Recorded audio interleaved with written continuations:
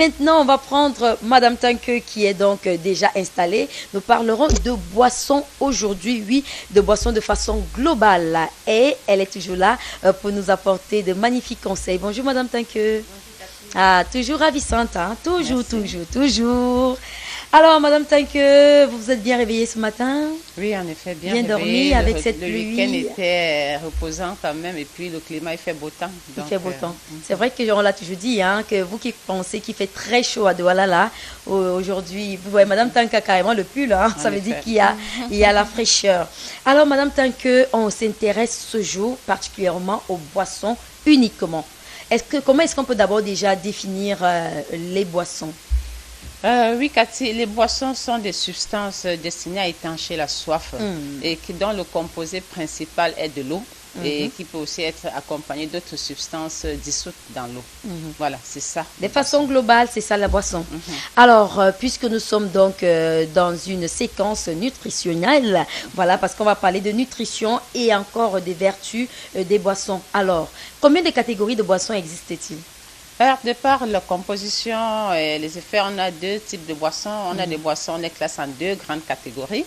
On a les boissons nutritives et les boissons non nutritives. D'accord. Alors, les boissons nutritives sont ces substances justement qui sont composées de l'eau, mais d'autres composés qui ont des valeurs nutritionnelles. D'accord. Et dans cette catégorie, nous allons classer les jus naturels, c'est-à-dire jus d'orange, jus de pomme et autres, donc les jus naturels de fruits. On va classer les jus de légumes.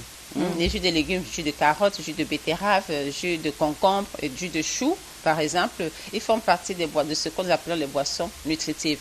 Mais dans cette catégorie également, on a les boissons nutritives du commerce.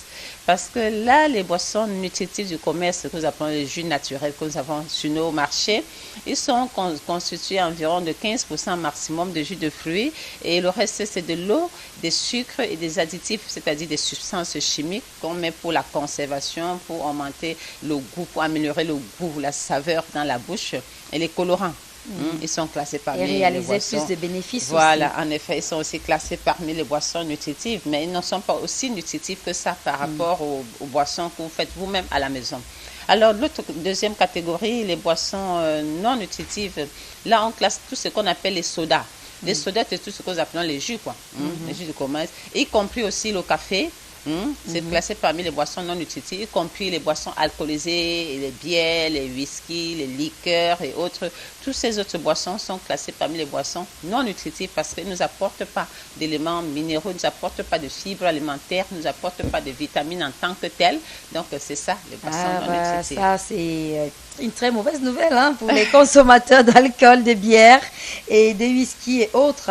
Voilà, donc c'est pas bon de consommer les scotch, les bières. Alors que pourtant, dit-on souvent, la bière est fabriquée à base de maïs. Oui, à base de maïs et de levure de bière. Et c'est d'ailleurs cela qui justifie le prétexte que certaines personnes lui trouvent quelques avantages. Et d'ailleurs, même sur le plan scientifique, parce que la levure de bière vous apporte les vitamines du groupe B. Mais quand vous regardez dans la bière, effectivement, il y a les vitamines du groupe B, B6, B2, B3, B12. Mais c'est très réduit. Par exemple, la B12, c'est environ 15 mg. Et les B2, B3, c'est environ 4. Donc, c'est vraiment réduit. Ça ne peut pas répondre aux apports journaliers recommandés d'une personne. Et puisque c'est accompagné d'alcool, l'alcool qui met à rude épreuve le fonctionnement du foie, l'alcool qui irrite notre appareil digestif, le côlon et autres. Donc, c'est dans ce sens que, oui, ils sont classés parmi les boissons plaisir, parmi les boissons non nutritives. C'est juste le plaisir. Donc, on n'est pas obligé d'en consommer. Vous aurez des traces de minéraux dans la bière, tout simplement parce que, justement, il y a le maïs, il y a la levure de bière. Mais quant à ces autres homologues boissons alcoolisées, comme les whisky, vodka, et tout ça, il n'y en a pas. Et le vin rouge, alors, Madame Tanque? Le vin rouge, moi, j'ai souvent pour habitude, surtout que on va dire aux patients, non, consommer plutôt du vin, c'est mieux à la bière, ainsi de suite. Moi, je dis souvent, tout est poison, il y a de poison que de doses. Donc, le vin rouge, oui, on va faire partie des raisins. Donc, fermenté, autres pouvaient profiter des avantages des composés phénoliques, c'est-à-dire des antioxydants que vous avez dans le raisin, surtout le resveratrol qu'on va retrouver dans le vin. On va vous dire, si vous êtes déjà à 50 ans et tout, il vous préserve des maladies cardiovasculaires parce que ça va favoriser le bon fonctionnement des artères et autres. Ça, c'est vrai pourvu qu'on ait au moins 50 ans. Avant 50 ans, il n'y a pas cet effet de protection. Et cet effet de protection, lorsque vous prenez plus de 2 coupes, ce n'est plus cet effet de protection. L'autre avantage, mais là de la bière sur du vin, c'est que vous voyez dans la bière, on a environ 4 à 6% d'alcool, alors que dans les vins, c'est à partir de 13, 15, 16% même pour d'autres. Et dans les scotch, les whisky, c'est encore plus, c'est 8 fois ce que vous avez dans la bière. Donc, et nous connaissons tous les effets néfastes de l'alcool sur l'incidence sur les cancers de l'œsophage, les cancers du côlon, les cancers de l'estomac, les cancers du sein chez les femmes. Les cancers du sein, également la recrudescence, parce que les femmes consomment un peu plus d'alcool aujourd'hui. Et chez les femmes qui procréent encore, les malformations congénitales qui sont parfois mortelles. Et ça crée beaucoup de souffrance à la longue au sein des familles. Donc, vous voyez qu'on n'est pas obligé de consommer les boissons plaisir. Comme on dit plaisir, mais bon, comme il faut se donner du plaisir, il faut donc consommer de façon vraiment sporadique, modéré, donc très modérée et réduire beaucoup les fréquences. Et parlant toujours des boissons plaisir, que dire du vin de raffia? Le vin de raffia, lui, oui, quand on regarde son degré d'alcool, il est un peu proche de celui de la bière. Donc, il est moins alcoolisé que les whisky. Hein. Mais toujours est-il qu'on a une certaine quantité de sucre là et fermentation que ça peut créer. Et lorsque ce vin de raffia a mis du temps, il fermente et produit aussi beaucoup d'alcool. Donc, le degré monte aussi comme dans le vin, les 13, les 14% et parfois plus. Donc, ils sont digestes d'ailleurs. Il faut dire, ces boissons... Ces boissons plaisir favorisent la sécrétion des sucs digestifs, mais en même temps, ils irritent l'intérieur de notre estomac et tout. C'est la raison pour laquelle si vous êtes gastrique, si vous avez des maux d'estomac, il faut lever le pied sur les boissons plaisir parce que l'alcool et parce que surtout, on a les gaz, on a l'acide phosphorique à l'intérieur il y aura un certain nombre de réactions chimiques une fois que vous aurez consommé et mélangé aux aliments, surtout les viandes. On parle maintenant, moi je vais me poser les questions pour que les téléspectateurs se retrouvent à la maison. Moi-même je suis adepte des jus brassicoles. Que dire de ces jus?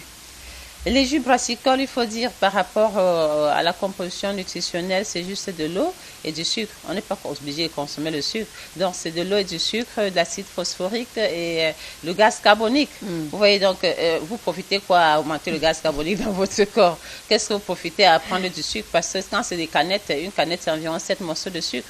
Et quand c'est les bouteilles et autres, là, vous imaginez, vous êtes à 15-20 morceaux de sucre. Et si vous prenez par jus, et si vous prenez 2-3, vous voyez les quantités de sucre. Nous appelons ça dans le jargon diététique les calories vides. Pourquoi? Parce que ça apporte un plein d'énergie sans apporter les fibres, sans apporter des vitamines, les minéraux et autres. Et là, ça trompe un peu le cerveau. Le cerveau a tendance à être aussi paresseux. Il utilise juste cette énergie qu'on lui donne, là, tout transformée. Et puis, oublie les autres qui viendront des aliments que vous allez consommer. Et en plus, ça peut créer également beaucoup de fermentation dans le ventre parce que c'est aussi à l'origine de ce que nous voyons dehors, les phénomènes de gros ventre, le ventre administratif. C'est pas seulement les bières, même les jus également parce qu'il y aura beaucoup de fermentation. Et également des irritations, les mal gastriques comme je l'ai dit et autres. Donc ces jus, on peut les prendre parce que ça fait partie des boissons plaisir. On peut les prendre de temps en temps pour se faire plaisir, mais il ne faut pas trop s'y pencher là-dessus parce que si on veut préserver sa santé, comme ce que j'ai vu tout à l'heure, le monsieur de 79 ans, c'est pas certainement en consommant ces jus. Par contre, on peut également avoir au niveau des boissons nutritives ce que nous appelons des thés, parce que le café ne fait pas partie des boissons nutritives. Et d'ailleurs, nous verrons sur ce plateau du breakfast qu'est-ce qu'il y a dans une tasse de café. Donc là, c'est les infusions. On les place des infusions parmi les boissons plaisir, les infusions de nos épices, les infusions de thym, les infusions de plantes et autres, qui non seulement apportent beaucoup d'eau, mais si les personnes vont les sucrer, avec du miel, c'est idéal parce que le miel a des vitamines, des coenzymes, des enzymes, des micronutriments. Et avec du sucre, il aura tendance, si on prend beaucoup de sucre dans ces boissons qui sont aussi nutritives, parce que vous profitez des bienfaits de ces plantes. Mais si vous mettez beaucoup de sucre également, il sera nocif pour notre santé. Donc, comme je l'ai souvent dit, tout est poison, il n'y a de poison que de doses. Il faut savoir. Il n'y a de poison que de doses. J'aimerais que vous reteniez cela à la maison, c'est très important. Madame Tanque, je crois qu'on va boucler peut-être avec la question sur la meilleure boisson. Oui, oui. Et la meilleure boisson, boisson. Cathy, ça dépend de l'état physiologique de chacun, l'état de santé de chacun. Mais la meilleure boisson, c'est de l'eau. Ah, La meilleure boisson, c'est de c'est l'eau. vrai que vous nous avez, dans l'une des émissions précédentes, on parlait de l'eau, qu'on doit boire l'eau. Je crois que c'était combien de litres encore, Madame Tinky? Minimum, pour les enfants jusqu'à 5-7 ans, c'est 1 litre. Oui. Le reste, c'est 1,5 litre le minimum. Et parce qu'on ne peut pas vraiment définir pour tout le monde. Pourquoi? Parce que nous buvons de l'eau, on doit boire de l'eau en fonction de notre poids, en fonction de notre taille, en fonction de notre âge, en fonction de notre degré de sudation. Ça veut dire si je transpire beaucoup, je dois aussi boire beaucoup d'eau. Trop d'eau. Pendant la transpiration, je perds des minéraux, Oui. je perds beaucoup d'éléments et je dois remplacer. L'eau, c'est une boisson hypotonique. Mais dans les eaux minérales aujourd'hui, on a des boissons isotoniques, c'est-à-dire quoi? Ils sont renforcés en quelques éléments minéraux et autres qui vont aider le corps à mieux digérer, le métabolisme et tout ça. Donc, l'eau, c'est la meilleure des boissons. Et pour savoir si je consomme vraiment cette eau, surtout les avantages qu'il y a à consommer beaucoup plus d'eau, il va bien rincer le sang. Le sang sera moins concentré en déchets. Il va faciliter le fonctionnement au niveau des reins. Nos reins vont éliminer facilement les déchets, ils ne vont pas être intoxiqués. L'eau va empêcher les caillots de se former, par exemple, parce qu'il dilue. L'eau également va hydrater nos cellules. D'ailleurs, la raison pour laquelle on peut vérifier si on boit suffisamment de l'eau ou pas, c'est à regarder à la coloration de nos urines. Si les urines sont très foncées, c'est un signe de déshydratation. Là, c'est la lettre. Les cellules en souffrent.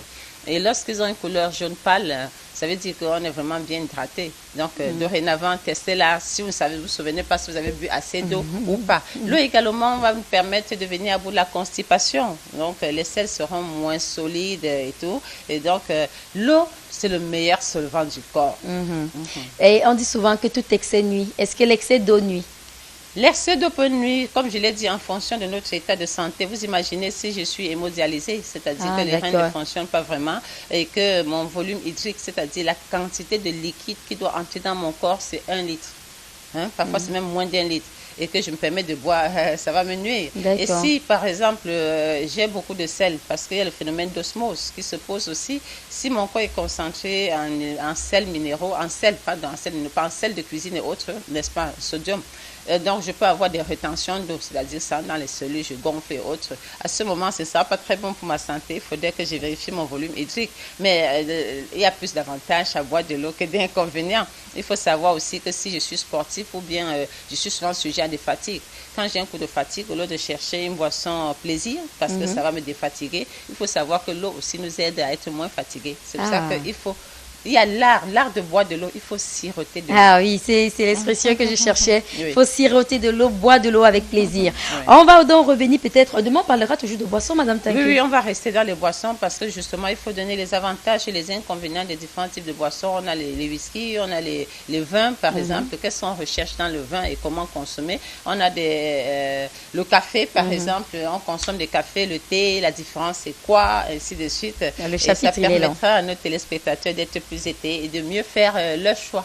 Et j'aimerais aussi qu'on ajoute à cette liste, à cette question, la qualité de l'eau. Parce qu'il y en a qui boivent l'eau de la source, il y en a qui boivent l'eau du robinet et il y en a qui boivent de l'eau minérale. Voilà. Donc je pense que les téléspectateurs seront servis. Alors Madame Tinky, pour vous retrouver, comment est-ce qu'on peut faire? Oui, en effet, je suis dans un cabinet diététique. Le nom c'est Vive comme un as, Viva Impact. Nous sommes au niveau du parcours Vita, le marqué blanc L, donc le carrefour parcours Vita en allant à Pisport. Nous sommes situés là à votre gauche et précisément à 200 mètres du carrefour. Et nous ouvrons tous les jours de 9h à 13h et de 14h à 17h. Et les jours fériés ou bien les samedis, nous ouvrons de 8h à 13h. Parfois, on peut prolonger jusqu'à 14h. Voilà, merci Madame Tinky d'être passée sur ce plateau. Nous, on va aller du côté de la régie.